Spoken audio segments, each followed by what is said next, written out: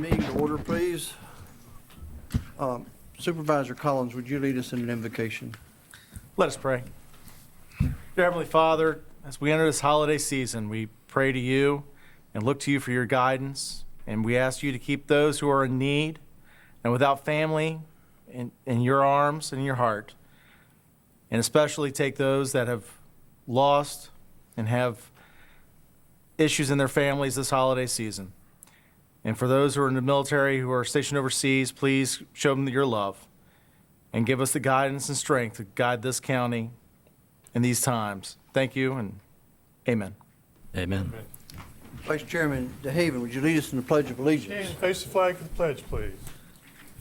Pledge allegiance To the flag of the United States of America and to the republic for which it stands, one nation, under God, indivisible, with liberty and justice for all.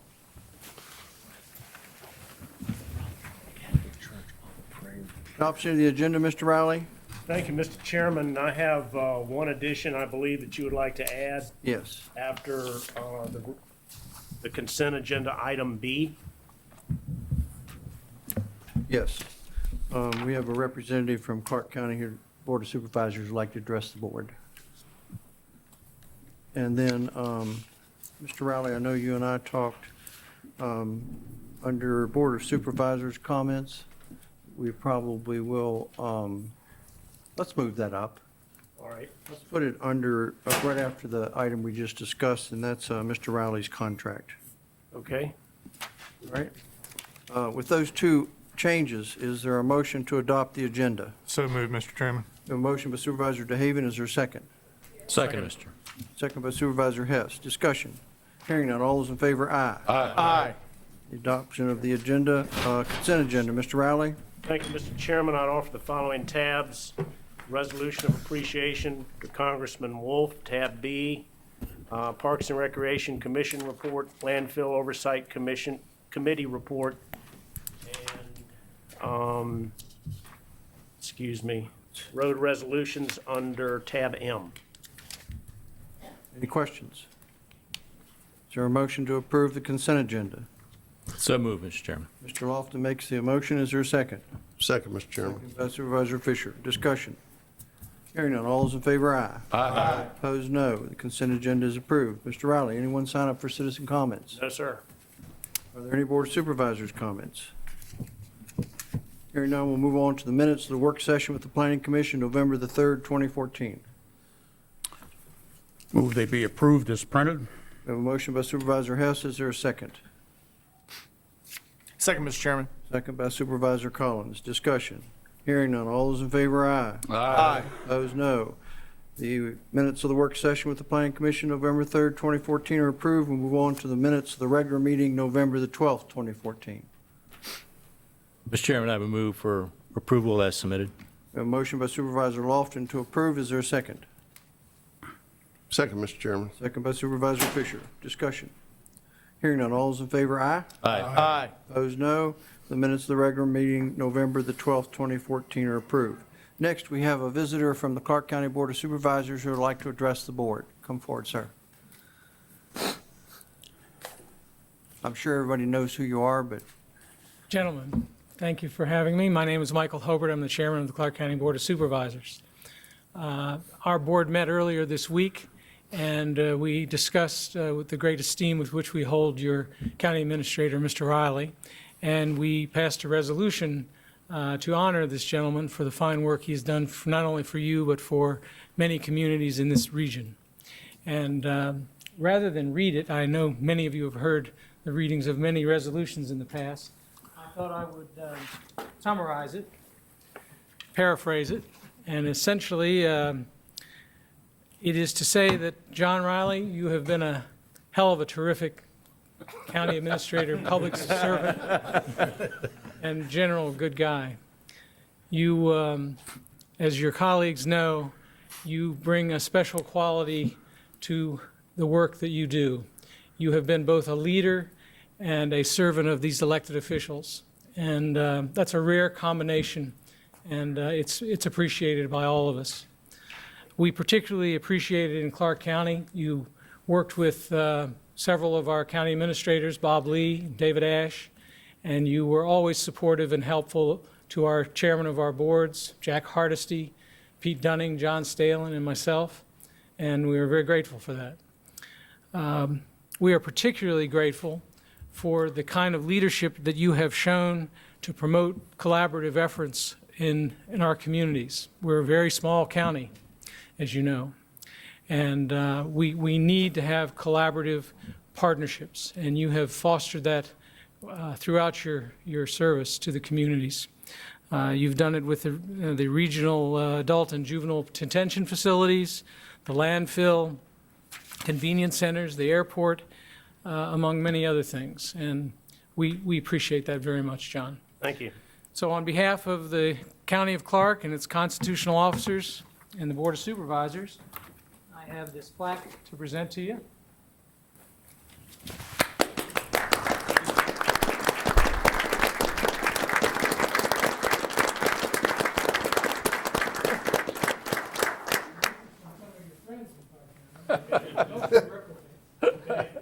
Thank you. Thanks, John. Is there a passport in here? So I can get from Clark County to go to the airport? Always a passport. Thank you very much. Okay, Riley, was this a surprise? Yes. Thank you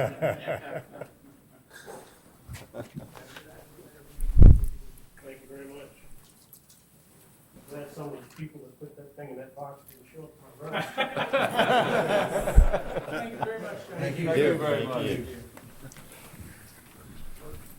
Now, the next item we added, Mr. Riley has graciously agreed, we received his resignation effective the end of the year, accepted that, and he has graciously agreed to serve till February the 1st. But we feel board action is necessary to ratify that. Should give us the time to get our job done.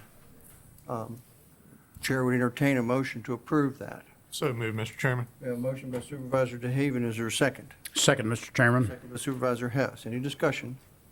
February 1st is the right date, Mr. Riley? Yes, sir. Okay. All those in favor, aye. Aye. Opposed, no. Mr. Riley, we have you a little while longer. I don't know whether to say thank you or not. Next is our Employee of the Month Award. If Vice Chairman DeHaven will assist me. We have Drew Kefauver come forward, please.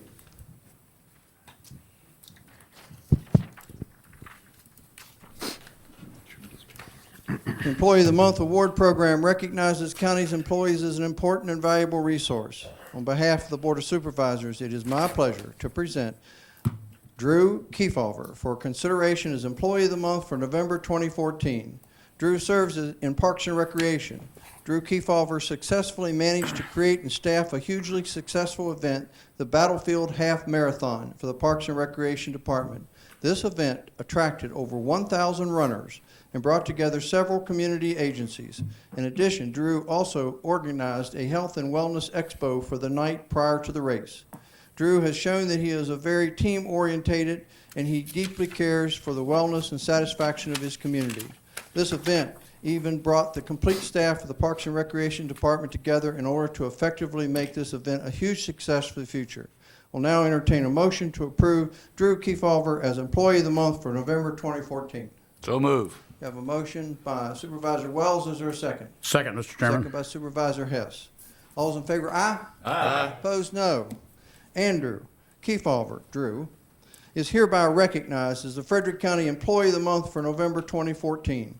The Board of Supervisors extends its gratitude to you for your outstanding performance and dedicated service and wishes you continued success in future endeavors. Thank you, sir.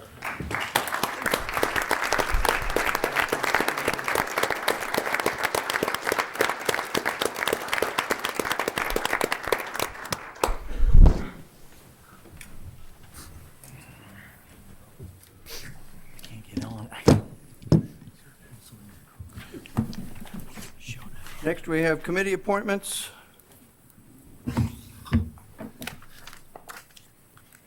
Board of Zoning Fields, Back Creek, are we ready? Almost. I will have someone next month. Board of Fairfax Community College, Mr. Riley, I'm not sure how we were handling that. That is, we're seeking applications. Okay. Extension Leadership Member SIP at Large, that's probably mine, and I have not worked on it, but we are waiting on a recommendation, I guess, as well. Historic Resources Advisory Board, Redbud, are we ready? No, sir.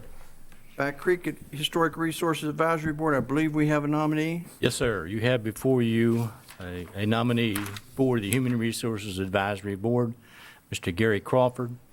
As you can see, he's very active in the historic resources area, and so I would move to appoint Mr. Gary Crawford as the Back Creek representative to the Historic Resources Advisory Board. We have a motion. Is there a second?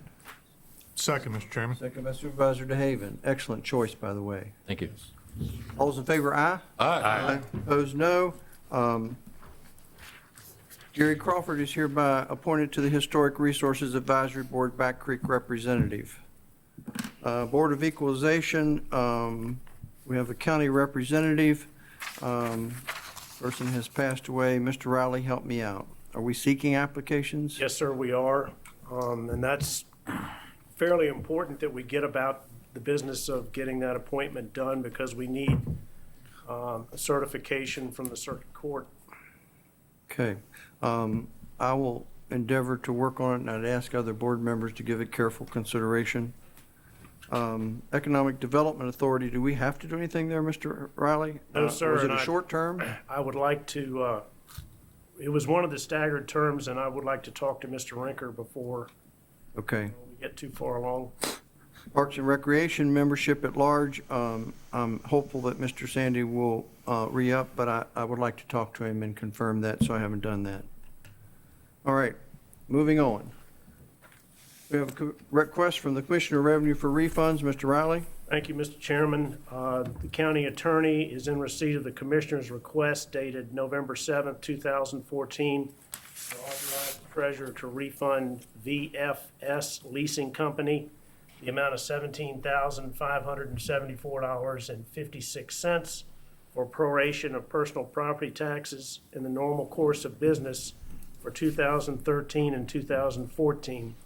This refund was a result of proration of personal property for this leasing company in the regular course of business. The commissioner has verified that the documentation and details for this refund meet all the requirements. Pursuant to the provisions of Section 58.1 of the Code of Virginia 1950 as amended, the county attorney hereby notes his consent for the proposed action. The Board of Supervisors will also need to act on the request for approval of a supplemental appropriation as indicated in the Commissioner's memorandum. Questions? Pleasure of the board. Mr. Chairman, I'd move for approval of the refund as well as the supplemental appropriation. A motion by Supervisor DeHaven to approve. Is there a second? Second, Mr. Chairman. Second by Supervisor Lofton. Any discussion? Hearing none. All those in favor, aye. Aye. Opposed, no. Mr. Riley? The county attorney is in receipt of the Commissioner's request dated November 24th, 2014, to authorize the treasurer to refund Ryder Truck Rental Incorporated 0029 in the amount of $4,007.39 for the proration of personal property taxes in the normal course of business for 2013 and 14. This refund was a result of the company's vehicles being reported from one office in the company and the verification of titling and situs being made later elsewhere in the company. The commissioner verified the documentation and the details for this refund meet all the requirements pursuant to Title 58.1 of the Code of Virginia. The county attorney notes his consent. The Board of Supervisors will need to act on this request for approval of a supplemental appropriation as indicated in the commissioner's memorandum. Questions? It's a pleasure of the board. Mr. Chairman, I move approval of the refund and the supplemental appropriation. Supervisor Hess moves for approval. Is there a second? Second, Mr. Chairman. Supervisor Fish makes the second. Discussion. Hearing none. All those in favor, aye. Aye. Opposed, no. Motion passes. Mr. Riley? And finally, the county attorney is in receipt of the commissioner's request dated November 24th, 2014, to authorize the treasurer to refund Ari Fleet Limited the amount of $6,589.05 for proration of personal property taxes and vehicle license fees in the normal course of business for 2012 and 13. This refund was a result of the company's vehicles being reported from one office in the company and the verification of titling and situs being made elsewhere in the company. The commissioner verified the documentation and details of this refund, and it meets all the requirements pursuant to Title 58.1 of the Code of Virginia as amended. County attorney notes his consent, and the board will need to act on the request for approval of supplemental appropriation as indicated in the commissioner's memorandum. Questions? What is your pleasure? Mr. Chairman, I would move for approval of the refund to Aerie Fleet Limited and the appropriate supplemental appropriation. We have a motion to approve by Supervisor Lofton. Is there a second? Second, Mr. Chairman. Second by Supervisor Hess. Discussion. Hearing none, all those in favor, aye. Aye. Opposed, no. The motion passes. Next on the agenda is the Human Resources Committee. Supervisor Hess. Yes, Mr. Chairman, the County Human Resources Committee met on Friday, November 14th in the first floor conference room at 107 North Kent Street. The committee considered 3 items requiring board action. Item number 1, the committee received a report from the county attorney recommending that the county take the steps necessary to be designated as a hybrid entity under the terms of HIPAA, the Health Insurance Portability and Accountability Act of 1996, and its enabling regulations. This would provide relief to the county so that only the specific departments that deal with health information are required to follow the HIPAA mandates. A copy of the county attorney's memorandum explaining the designation was included in the committee report in your meeting packet. The committee recommends that the board adopt a resolution, which is also included in your packet, to designate the county as a hybrid entity under HIPAA, and I so move. Motion to approve. Is there a second? Second. Second by Supervisor Wells. Discussion. Hearing none, all those in favor, aye. Aye. Opposed, no. Motion passes. Item number 2, as a result of needs identified in the prior budget cycle, the county engaged a consultant to assist the HR staff and department directors in a thorough review of market data and revisions to the county employee salary scale. This project's been underway for a year in an effort to reduce salary compression that has occurred over time under the current schedule and to implement a structure that will enable the county to be competitive in attracting and retaining qualified personnel. The committee recommends approval of the proposed salary structure, and I so move. Motion. I might note that Paula Knopfsinger, the Director of Human Resources, is available here this evening to answer any specific questions regarding the scale or its implementation. We have a motion. Is there a second? Second, Mr. Chairman. Second by Supervisor Fisher. Discussion. Mr. Chairman, More questions? a little discussion. I'm kind of torn on this particular action that we're about to take, mainly because the report back from our consultant recommended not only these, but also 2 other actions that are not included as part of this. I don't object to this portion of it, but I would like to have seen it done more as a package, because part of what the consultant recommended, I believe, would help us not get to this place again with the salary scales. And so I think if we approve just this one part of it, then we're not doing justice to the recommendations made by the consultant and the important part of that report that I think, again, would help not only us but future boards not be in a place like this before. So I don't like this piecemeal approach. So although I am for this, I will vote against it because I would like to have seen all the recommendations addressed. Supervisor Hess, what's the status of the other 2 recommendations, committee-wise? I think that is planned to be taken under consideration in the coming year. Okay. Other discussion? Or questions? I'll take that as we're ready to vote. Supervisor Hess. Aye. Supervisor Collins. Aye. Supervisor Fisher. Aye. Supervisor DeHaven. Aye. Supervisor Lofton. No. Supervisor Wells. Aye. Chair votes aye and the motion passes. The final item that the committee had was the designation of Employee of the Month, which was handled earlier in the board's agenda, and that concludes my report. Thanks, sir. Next, Finance Committee, Supervisor DeHaven. Thank you, Mr. Chairman. The Finance Committee met in the first floor conference room, 107 North Kent Street, on Wednesday, November the 19th. Item numbers 3 through 10 were approved under the consent agenda, and I would so move. We have a motion to approve items 3 through 10 under consent agenda. Is there a second? Second, Mr. Chairman. Second by Supervisor Lofton. Any discussion? Hearing none. All those in favor, aye? Aye. Opposed, no. The consent agenda is approved. Go ahead. Item number 1, the Parks and Recreation Director requests a general fund supplemental appropriation in the amount of $48,000 to replace pool sand filters at both Sharando and Clearbrook Parks. Local funding is required. The committee recommends approval, and I would so move. We have a motion to approve. Is there a second? Second, Mr. Chairman. Second by Supervisor Collins, I believe. Yes. Discussion. Hearing none. Supervisor Wells. Aye. Supervisor Lofton. Aye. Supervisor DeHaven. Aye. Supervisor Fisher. Aye. Supervisor Collins. Aye. Supervisor Hess. Aye. Chair votes aye and the motion passes.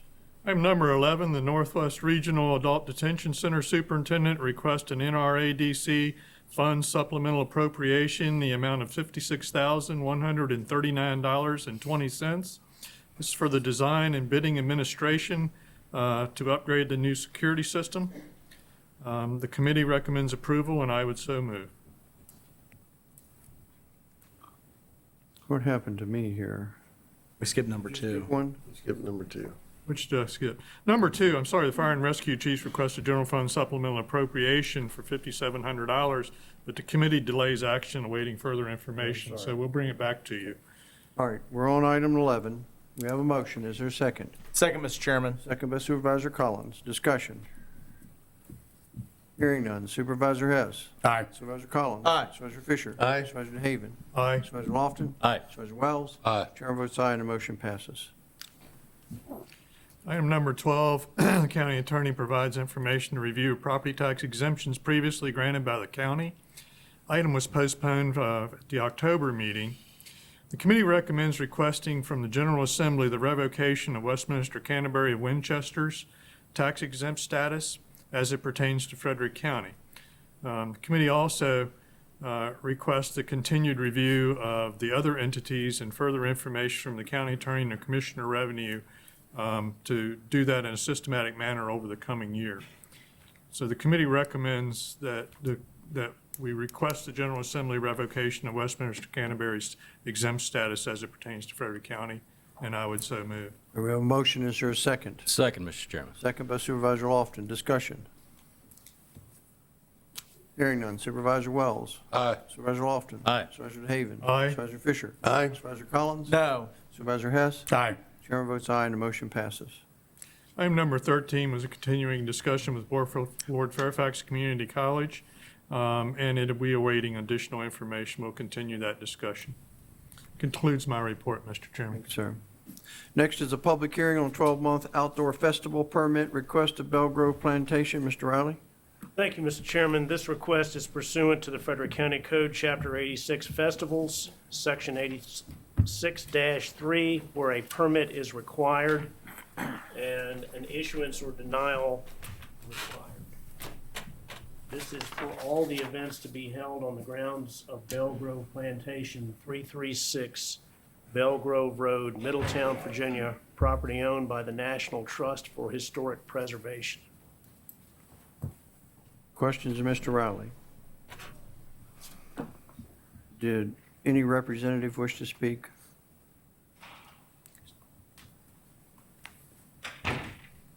Welcome. Good evening.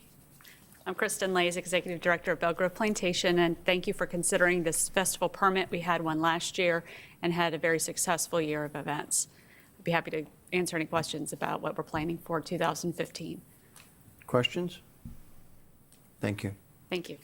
We'll now conduct a public hearing on 12-month outdoor festival permit request of Belgrove Plantation pursuant to the Frederick County Code, Chapter 86, Festivals, Section 86.3, permit required. Application, issuance or denial, fee, paragraph D, 12-month permits. All events to be held on the grounds of the Belgrove Plantation, 336 Belgrove Road, Middletown, Virginia, property owned by the National Trust for Historic Preservation. Is there anyone here who would like to speak either for or against this outdoor festival permit request? Seeing none, we'll close the public hearing. Back Creek? Yes, sir, Mr. Chairman. Thank you. It seems to me that the Belgrove Plantation and their entities have always had well-planned, well-executed, and well-attended festivals, and so I would move to approve the 12-month permit request from January through December of 15. We have a motion. Is there a second? Second, Mr. Chairman. Second by Supervisor Wells. Any discussion?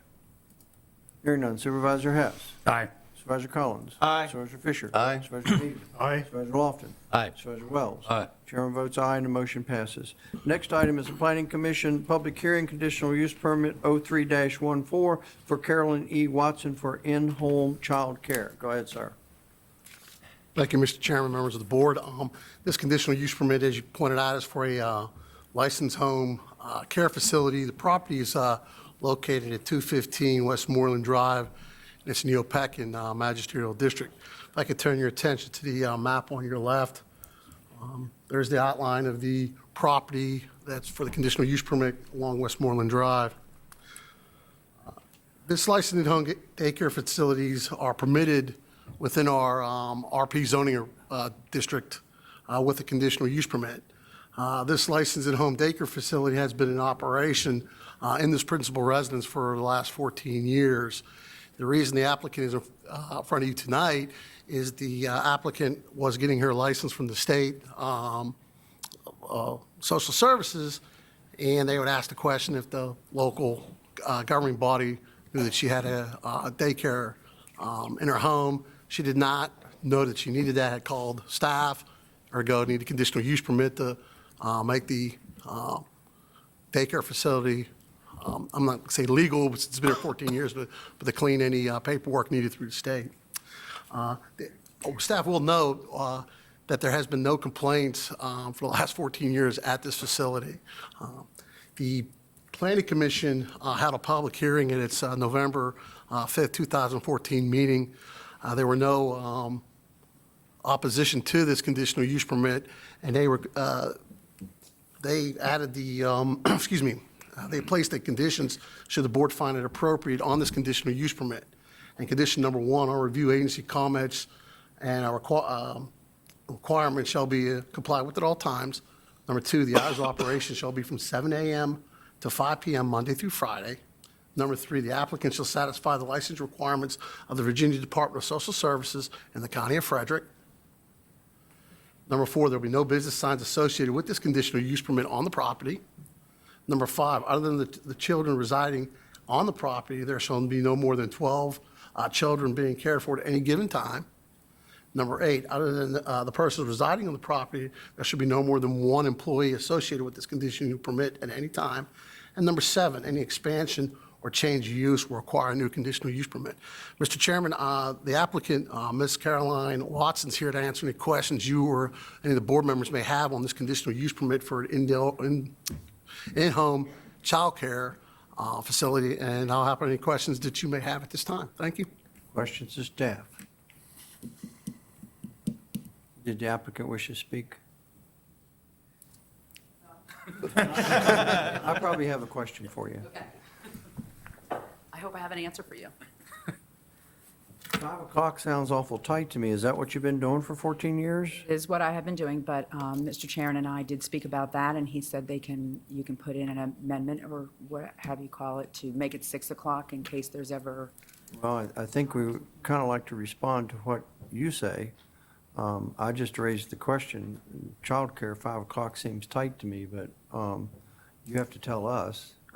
We would assume that you are agreeable unless you say something.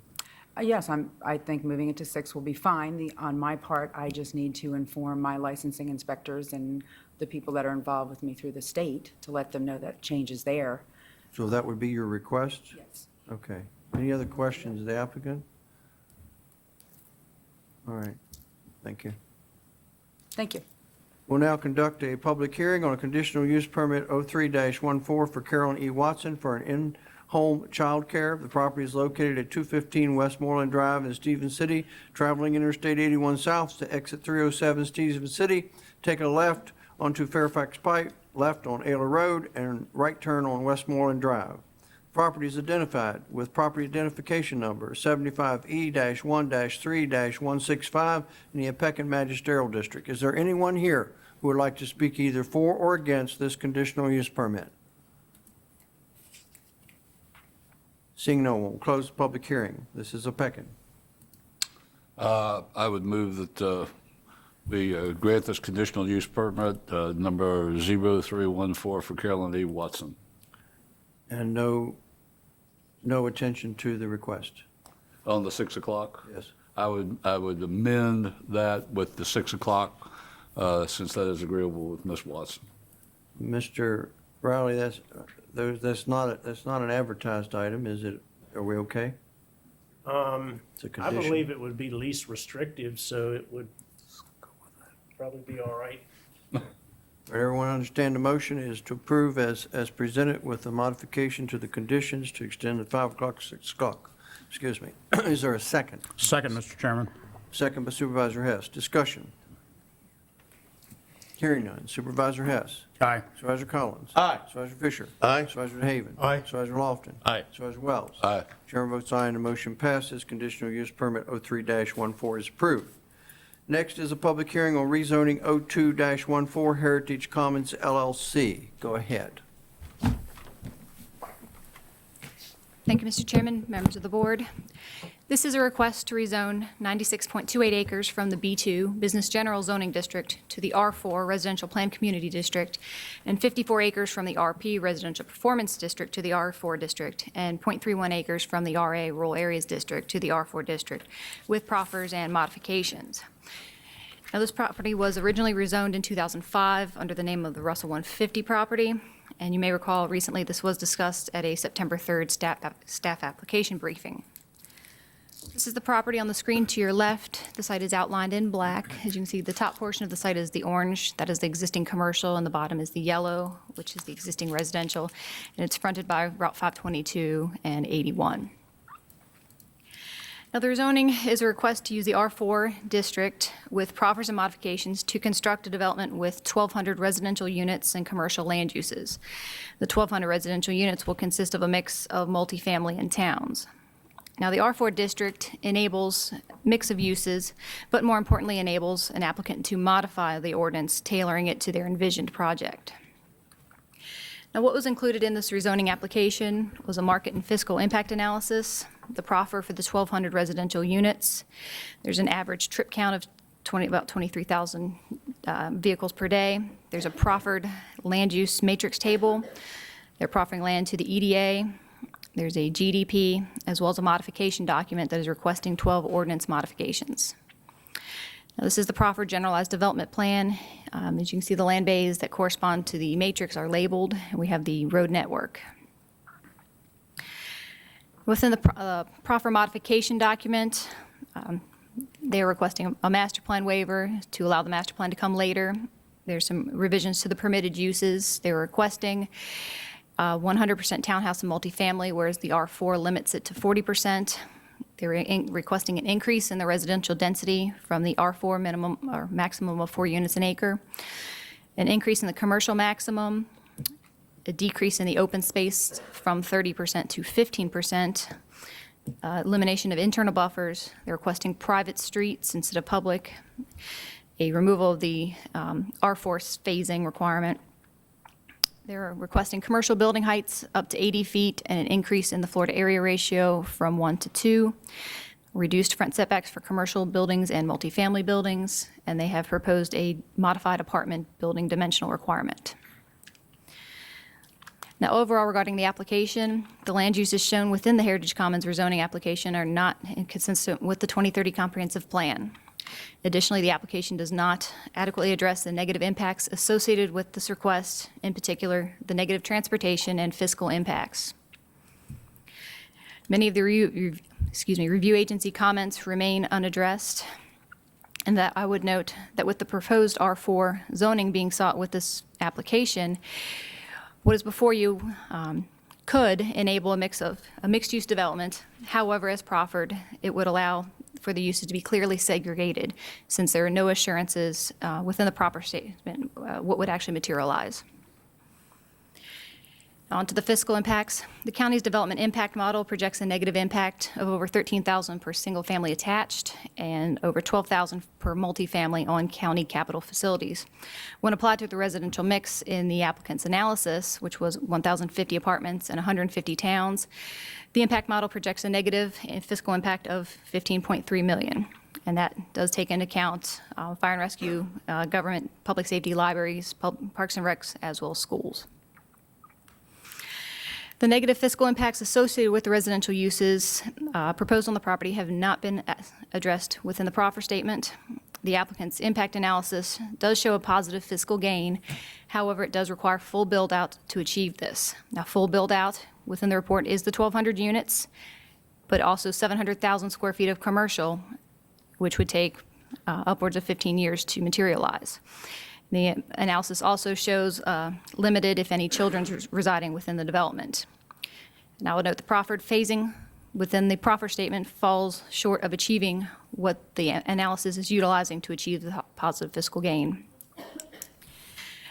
Now, the applicant is proffering phasing of the commercial land uses with the residential uses. Results in limited, if any, revenue to offset the residential impacts.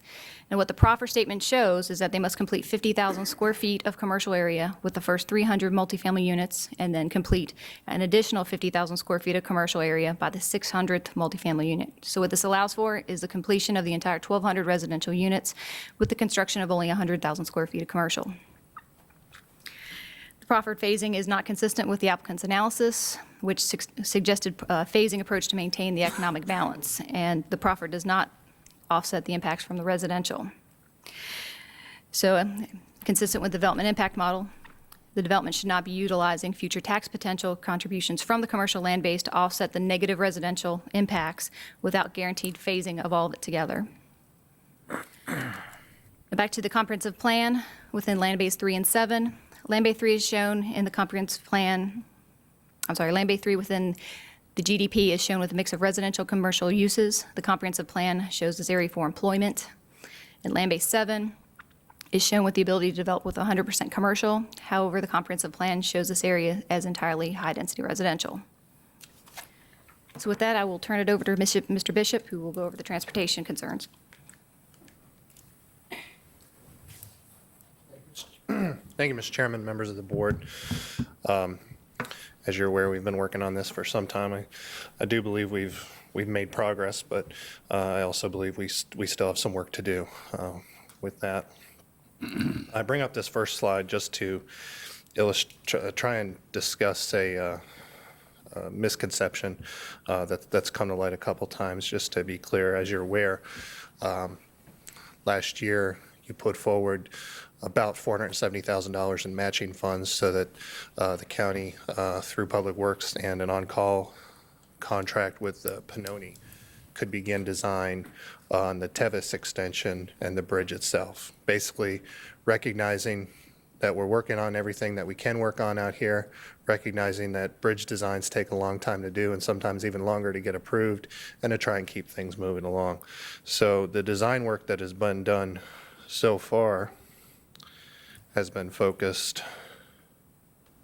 that's the wrong one, basically on the bridge, the roundabout, and then the Tevis extension out to 522, which is a little bit cut off in this GDP graphic, but that's where all the design work has taken place. We don't have issues with this down here. We just haven't done any work on it yet as far as expending funds for design. Moving on, we have a few basic but we think important concerns regarding the proffers as they stand right now, some areas where I believe the county has some exposure. First of all, of course, the existing proffers that are on the books have $1 million in cash towards transportation, which is not in the draft proffer. There are not assurances that development will not occur ahead of implementation of the transportation system, which once again is laid out very clearly in the existing proffers. We haven't quite gotten there with this yet. The Warrior Drive commitment also has no development triggers. Language is pretty good in terms of being agreeable to enter into a revenue sharing agreement and that sort of thing. The missing piece is the when and the compulsion of how. Typically things like this are tied to development triggers. This one is not. And finally, I would note that all the construction commitments are completely reliant on a revenue sharing agreement that does not yet exist. Drafts are working back and forth, but they are not final. They are not ready to be adopted, but they are working back and forth. From a staff perspective, just in terms of exposure to the county, of course, I'd feel much more comfortable if those were in place. They are not yet in place. I guess an example would be, while this particular proffer package relies heavily on the revenue sharing agreement and its adoption, previously it was very heavily reliant on the CDA and its adoption. However, if you go through that previous proffer package, every single transportation improvement notes that if the CDA fails, they still are on the hook for building the roads. This one has not the same assurance. So from those perspectives, I have concerns about exposure for the county. We look forward to continuing to work on it, but those are the issues as they stand today for transportation.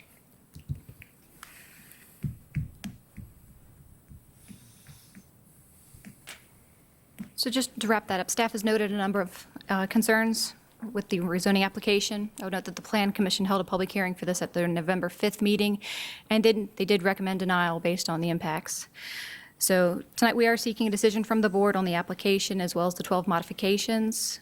Staff could answer questions now, but the applicant also has a presentation, so we would also be available after their presentation to answer questions. Questions for staff? Could you back up to your slide on the non-compliance with the comprehensive plan? Within Land Bay 3 or Land Bay 7? Well, I'm kind of interested in both. Okay. What is the designation and what is it being asked? Land Bay 3 is the area between up near 81. The comprehensive plan shows that area with employment land uses, and the matrix table shows that area with a mix of residential and commercial. The request is? They're requesting a mix of commercial and residential, whereas the comprehensive plan just shows straight employment. Okay, and then Land Bay 7? And then Land Bay 7 is the area along 522 and Airport Road. The comprehensive plan shows that area for high-density residential in its entirety, and they are showing that area with the ability to develop with commercial. Any other questions for staff?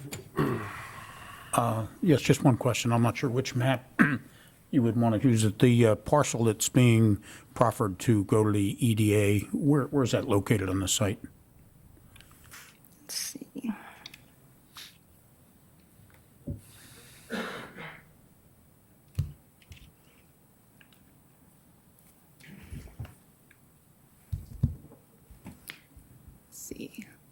Western of 4, I think. The western portion of Land Bay 4.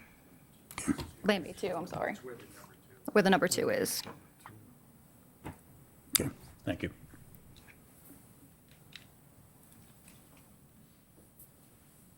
Other questions? Thank you. Thank you. The applicant wishes to speak?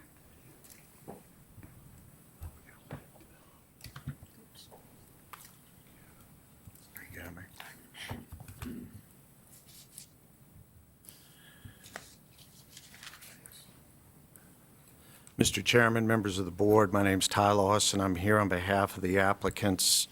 Heritage Commons is the developer and also the property owner, R150 SPE LLC. With me today are Matt Milstead, Bruce Griffin for Heritage Commons, Earl Cole of MMA here on behalf of R150. And I also brought Mr. Phil Hammer, who's with Stu Patz and Associates, the economist that did the economic study. We're here to present the rezoning and all of its various parts. Appreciate staff's report. There are a lot of parts to this large development. And what we would like to do tonight is give you all a brief presentation, run through some slides, And then hear public comments. This is a public hearing, notice for a public hearing, would like to hear those. And then your comments. We've heard met with a lot of folks and understand that there may well still be additional comments, and we want to receive those and process them. And at the conclusion, we are asking that this be tabled until January to give time to respond to comments, to finalize various things. Probably most important and on everyone's mind is the road agreement. And as Mr. Bishop pointed out, we have circulated that, have been working on that, and I think it needs some more time to work on to get it in a form that'll be acceptable. But what I would like to do is briefly run through the property and the presentation. That's an aerial. It's a great aerial because it actually shows the road network that was roughed in. Some storm sewer and things like that were put in, and as you go out there today, that's what you'll see. And of course, that's a road alignment that is somewhat similar to what we're proposing in our generalized development plan, but it is different. And that's the results or the beginnings of the failed CDA and the failed rezoning that I believe goes back to 04 and 05. Uh-oh, there we go. That's, of course, the view from 522 Airport is to the right of this screen, and the old sign is still there, Russell Crossing.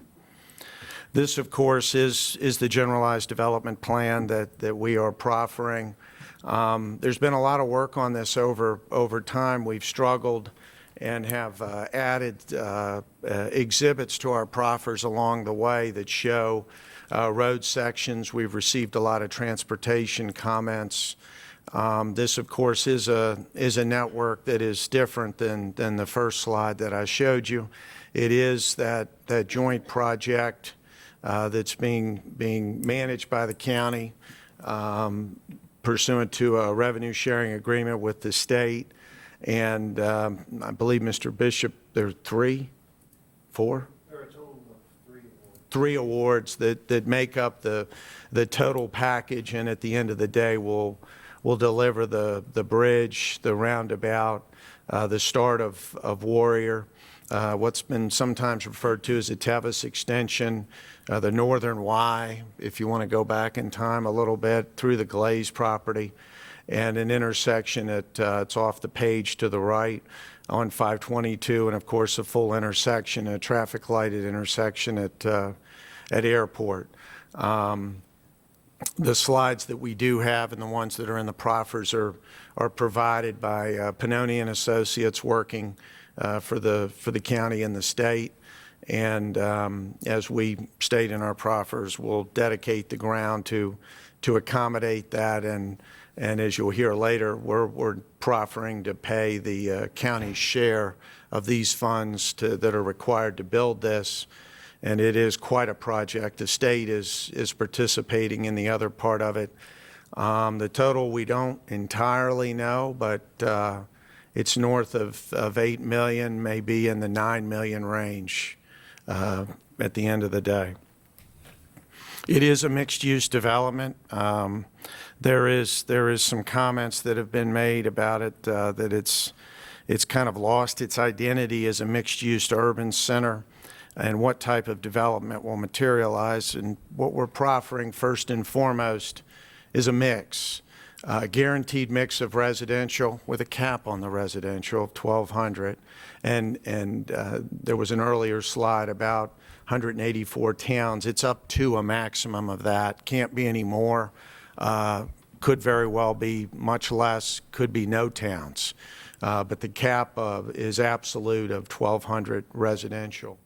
What we're trying to do, and as you saw in the generalized development plan, is we do have some areas that are pure B2, but the rest of it is we're trying to provide a mix.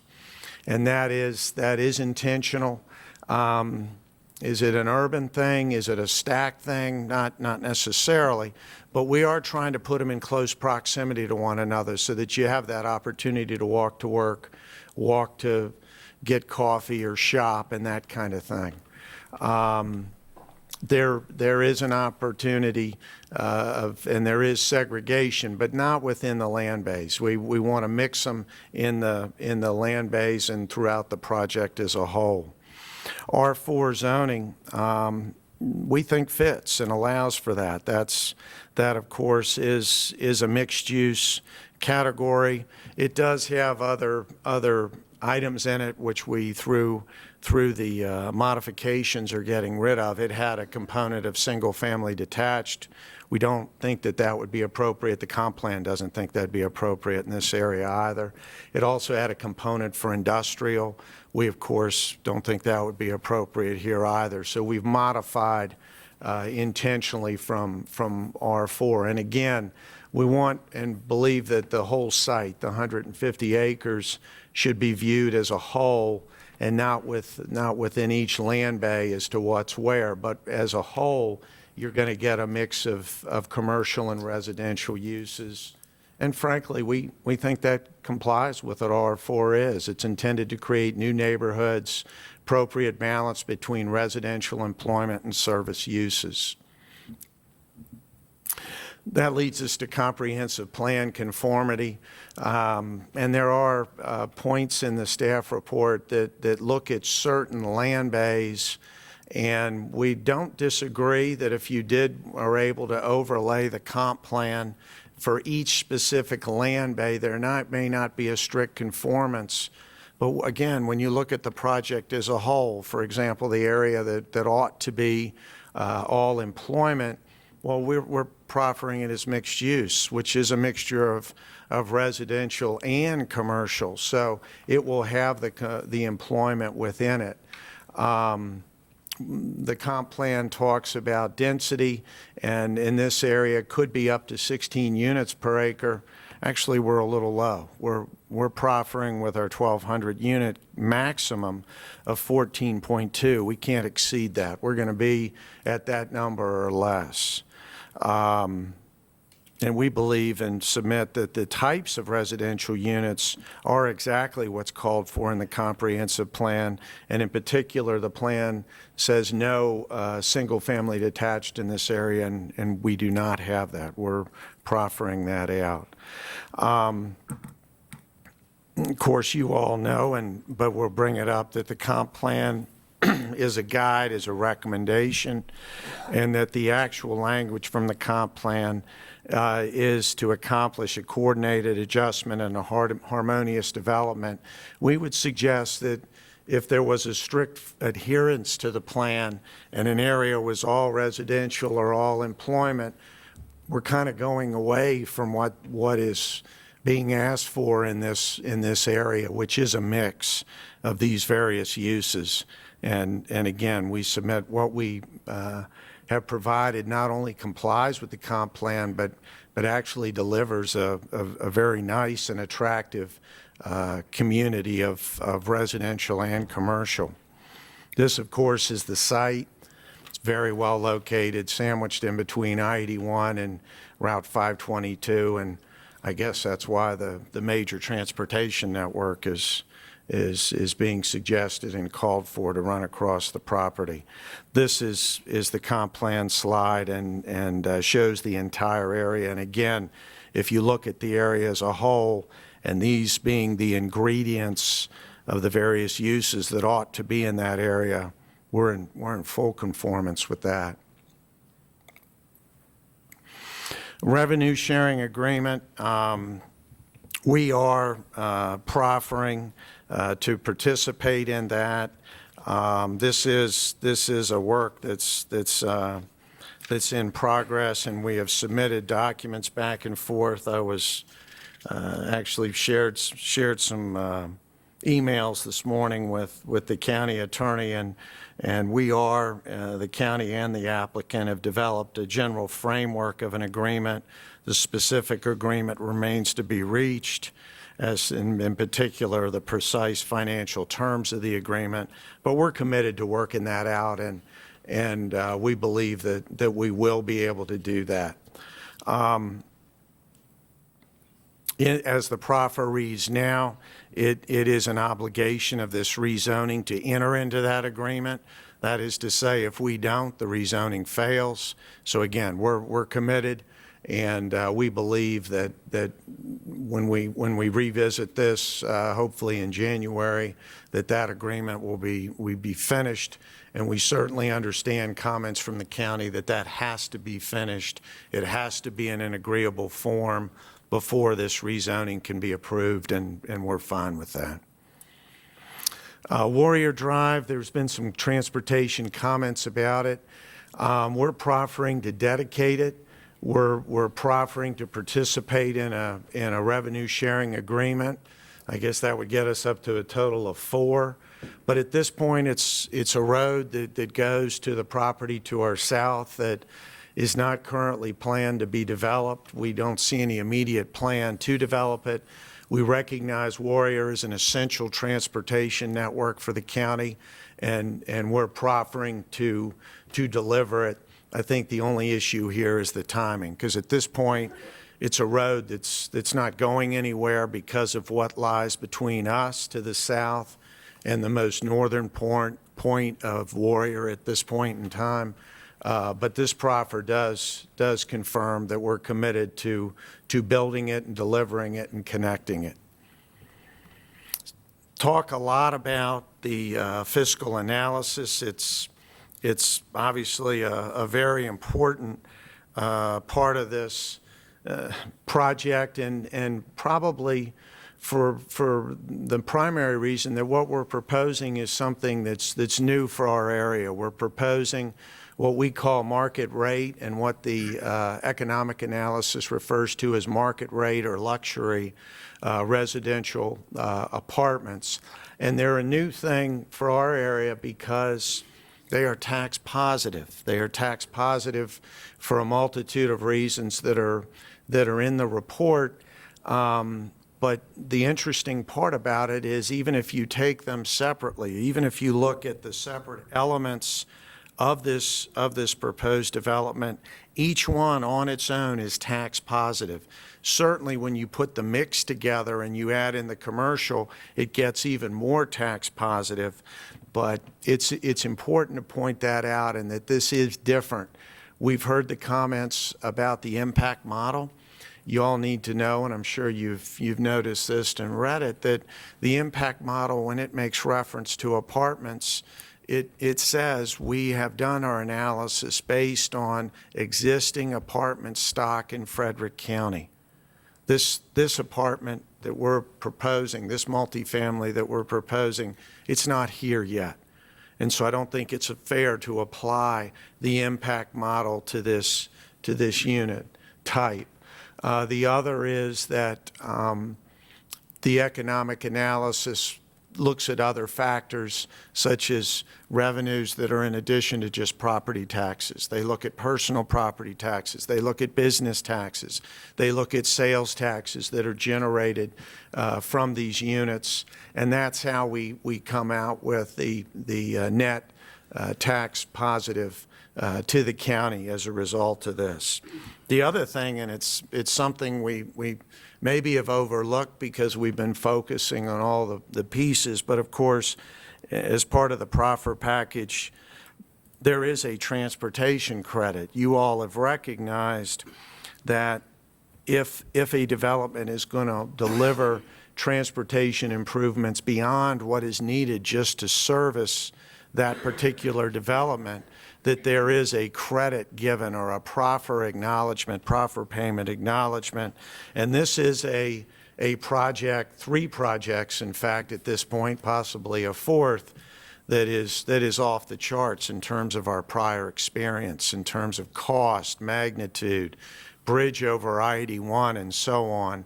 And the proffer at this point, as we understand the numbers, to this property owner is in the range of $4.3 million. That's only half, but that's what they're paying for.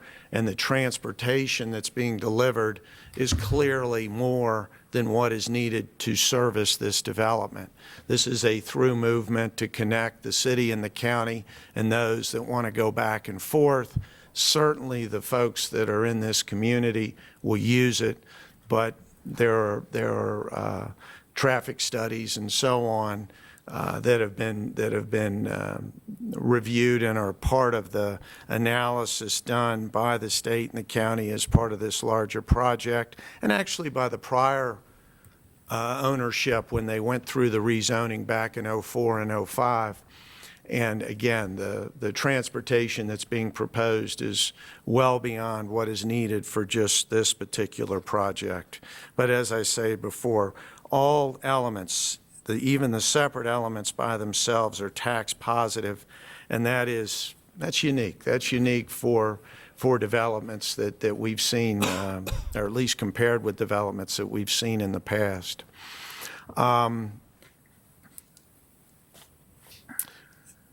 If you have, as we go forward, if we have further questions, again, Mr. Hammer is here to answer questions about that analysis.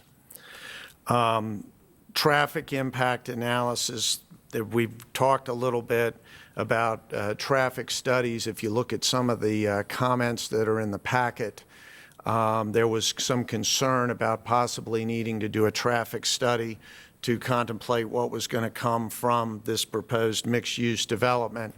And actually working with staff, I think we came up with a good solution to that, because there are traffic studies that have been done recently for the through movements by the county and the state. But the original Russell 150 had a number of trips capped, or they proffered, and it was agreed that the transportation network would accommodate those trips at a cap of 23,177.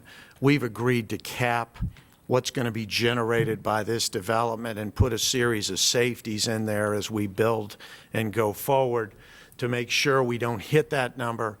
But if we do hit that number, then we will, and we have proffered to do whatever improvements are required to the road network to satisfy whatever those additional trips are. The modifications, there's some comments about outdoor recreational areas and the fact that we're trying to limit the gross area open space around and within the land base, and in particular around apartments and so on. That's for a couple of reasons. One is these facilities have a significant amount of amenities: indoor workout facilities, clubhouses, meeting areas, media rooms, swimming pools, things of that sort. The other thing that needs to be pointed out is that doesn't take into account the open space that we've proffered, which is the stream area and the more than 12 acres that we're setting aside as open space, providing and proffering for at least one trail and putting in a provision for a second trail, both of which would be turned over to Parks and Rec, and both of which would tie in to the road network trails that are shown along Warrior and also on the road sections throughout the project that's shown in the generalized development plan. Should point out those roads provide for bike trails and then sidewalks throughout the project and on those major arteries. The bridge does not have a bike trail. It has a walking component. I guess you're supposed to get off your bike and walk across the bridge, but everywhere else there is bike trails that are in the design, and that's in the proffer. There's some concerns about height restrictions.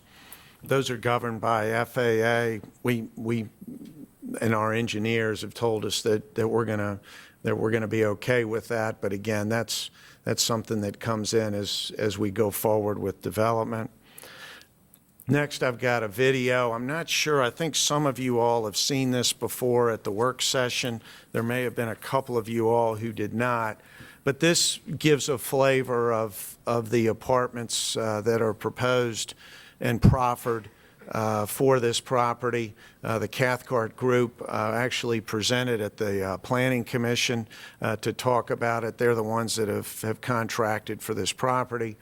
Mr. Milstead is here, and he's visited their sites and wants to talk a little bit about them, and hopefully the video will give you a flavor of what's being proposed as well. Hit it. Hopefully the music will not play. That's on the.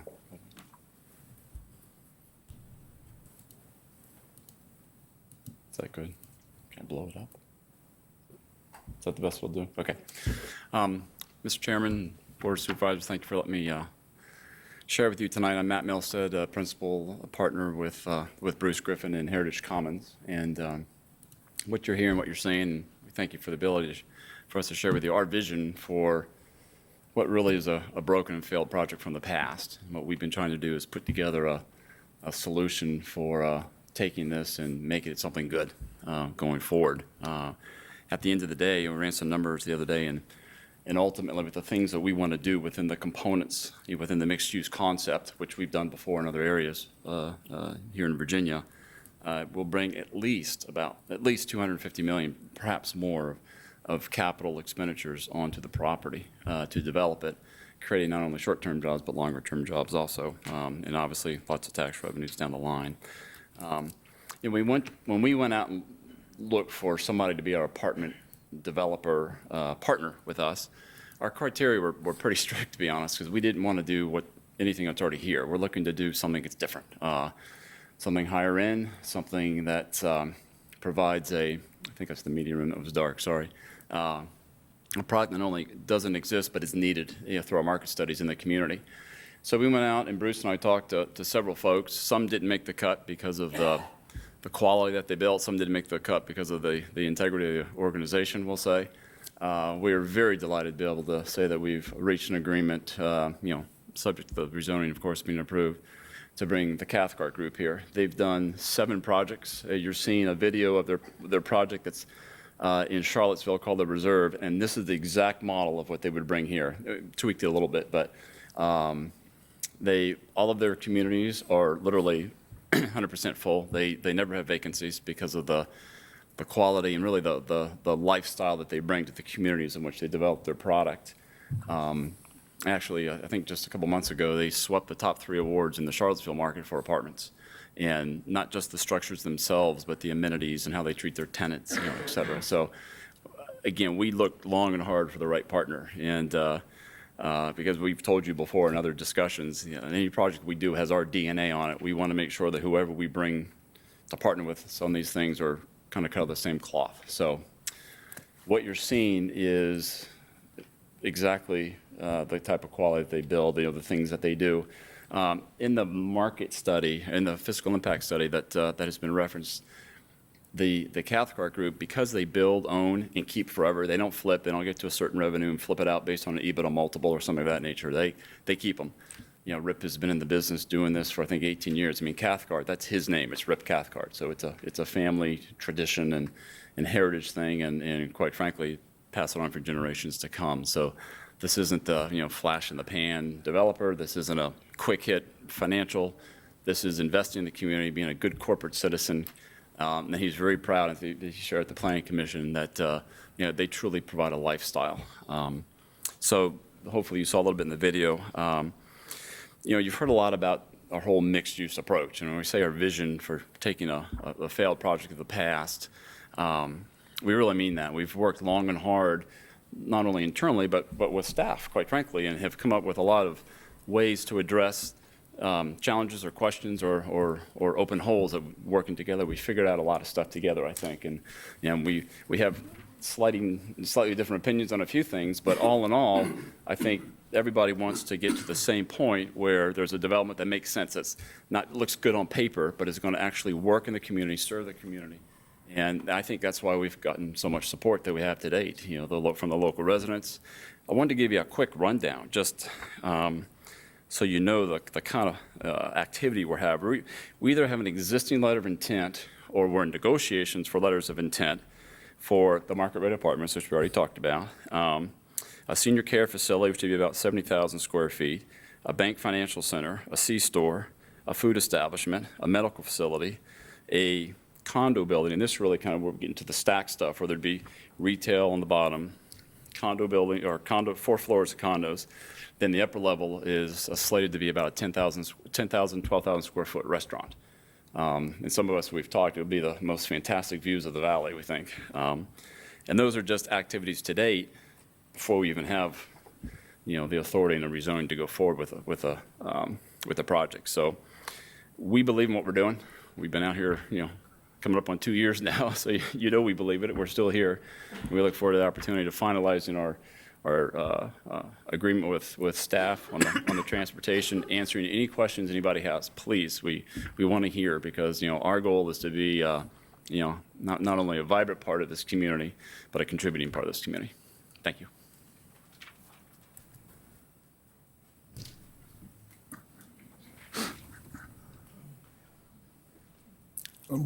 Thank you all for that. We'll be happy to respond to any questions. And again, it would be our request to table. Questions for the applicant? That's okay. Well, you want to go to the GDP?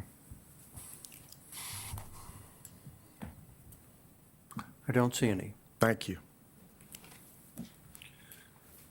All right, this is a rezoning request 02-14 Heritage Commons LLC submitted by Lawson and Silac PLC to rezone 96.2 acres plus or minus from BS Business General District to R4 Residential Plan Community District, and 54 plus or minus acres from RP Residential Performance District to R4 Residential Plan Community District, and 0.31 plus or minus acres from RA Rural Areas District to R4 Residential Plan Community District with proffers. The properties are located west of the intersection of Front Royal Pike, Route 522, and Airport Road, Route 645, and are identified by property identification numbers 63-A-150, 64-A10, 64-A-12 in the Shawnee Magisterial District. Is there anyone here who would like to speak either for or against this rezoning? If so, would you please come forward, give your name, magisterial district, and limit your comments to 3 minutes, please. Anyone?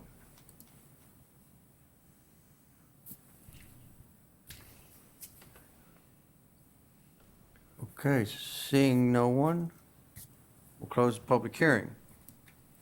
This is Shawnee.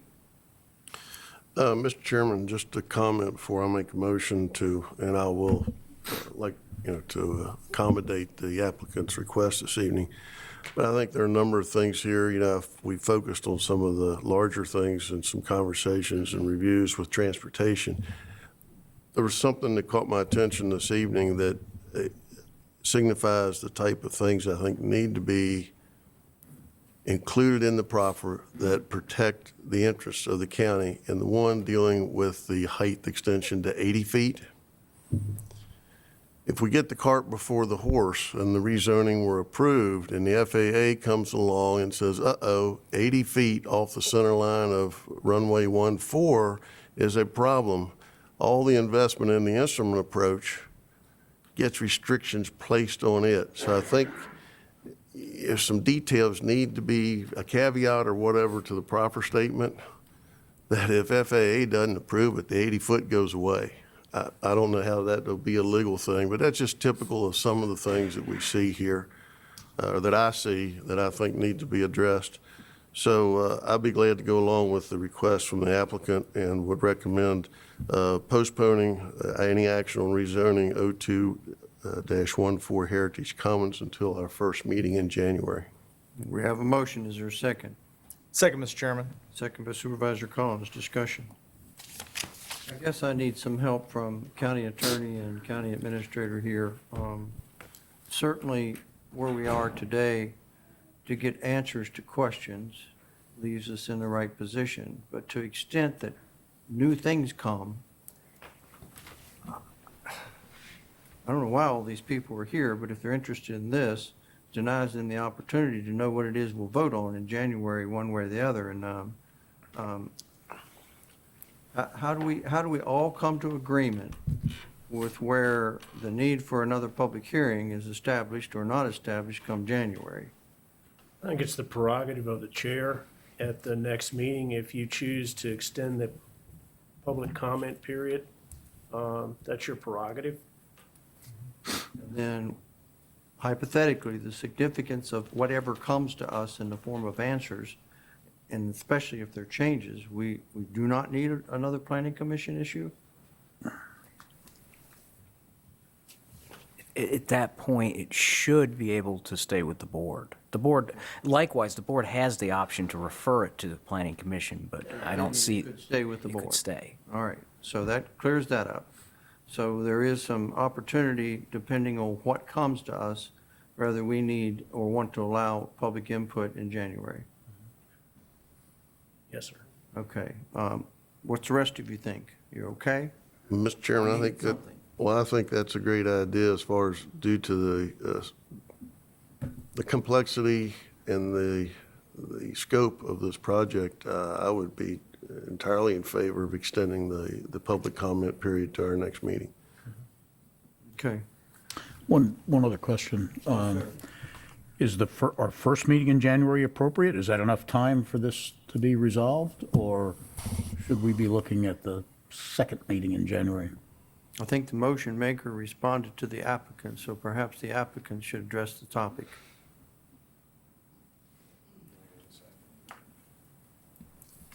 Could someone come forward, please? Could you come forward?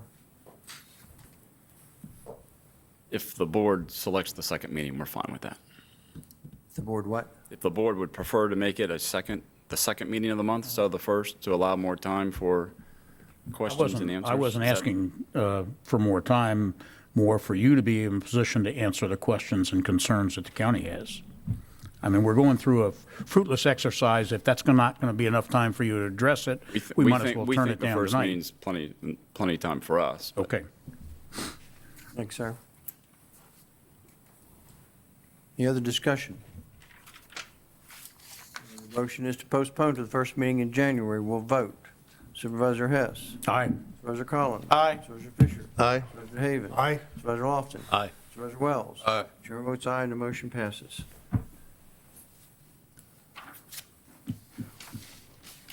Are there any board liaison reports? All right, then we'll open the meeting up for citizen comments. Are there any citizens here who'd like to address the board on any topic? If so, please come forward. Give your name, magisterial district, limit your comments to 3 minutes, please. Anyone? Come forward, please. Agenda items or non-agenda items? Any item at this point.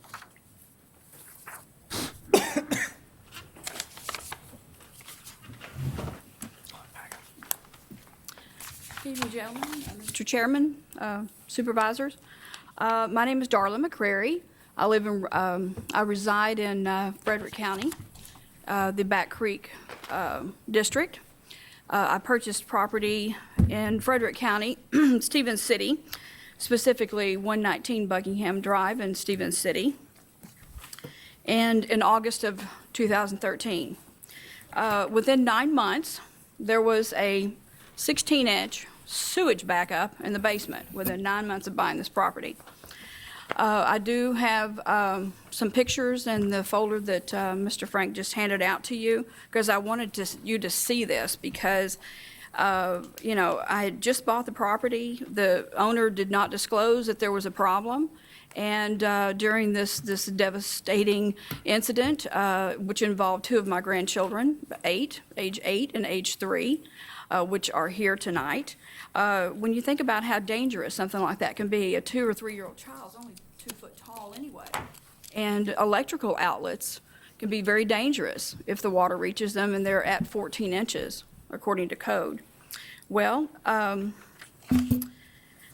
owner did not disclose any of the sewage backup problems. And yes, we had quite a bit of rain. There was over 3 inches of rain, but this has also happened with 1.5 inches of rain. And the handout, according to NOAA, the National Oceanic and Atmospheric Association, I believe, agency, I pulled up some information that shows that, yes, we got a lot of rain, about 3 inches of rain, but there's also been incidences 5 times in the last 4 years that this property has flooded with sewage backup. We're not talking flooding, we're talking sewage backups. That means that the sewage will come up through your toilet and through your bathtub, like you would not believe. And the house even has a backflow preventer, and it just blew right through it. This is not news to some of you guys, because this has been going on for quite a while. I know someone that served on the Sanitation Authority Board back in the 90s, and he said it's been going on since then. I've even heard even other cases where it's been going on even longer than that. I included in your packet the article that ran in the Winchester Star, one of the last times that it happened, and it still happens. There's no guarantee that it won't happen. I've spoken to the Sanitation Authority Board back in June and July, and thank you, Mr. Fisher, for being there as the board liaison. I was thinking, well, surely somebody should care about this. You know, this is polluting our local streams and rivers and runs, and yes, it has. I've checked with the Department of Environmental Quality, and there have been instances where this happens. I'll just 1 moment longer, if you don't mind, if that's okay. Quickly, please. Okay. You'll see also the past study that was done in 2010, which no action was taken, none whatsoever. The copy of the study is in that folder. I know you don't exercise any oversight or accountability over the Frederick County Sanitation Authority Board, but I know that you appoint the people that are on the board. But anyway, what I'm asking is that according to Director Weindell, he said that the current study, the results will be in by the end of the year. And all I'm doing is asking you to either appoint a special committee to fix this problem, since it's been going on for so long, or to at least please act on this latest study. Okay? Thanks. Anyone else?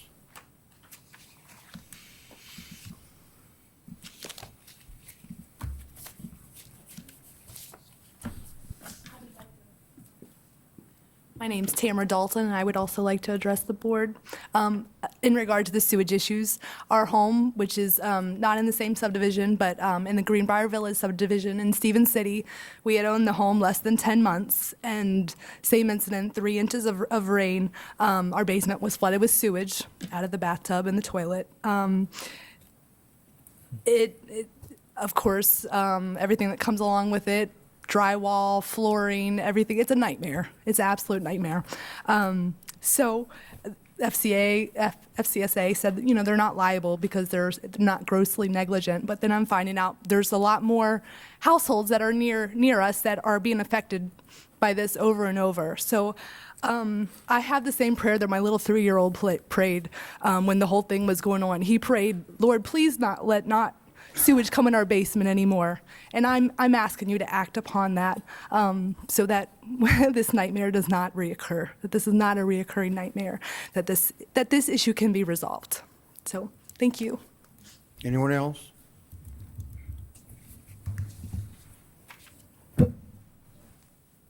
Seeing no one, close the citizen comment portion of the meeting. Board of Supervisors comments, are there any? Chairman, Supervisor Lofton. to all those who celebrate the season, Merry Christmas to all and a very happy and safe New Year. Anyone else? Chairman, move we adjourn. A motion to adjourn, is there a second? Second, Mr. Chairman. Second by Supervisor Fisher. All those in favor, aye. Aye. Opposed, no. Meeting adjourned.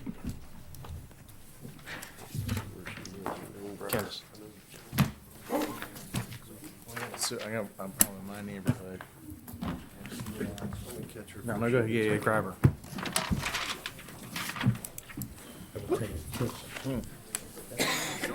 Absolutely.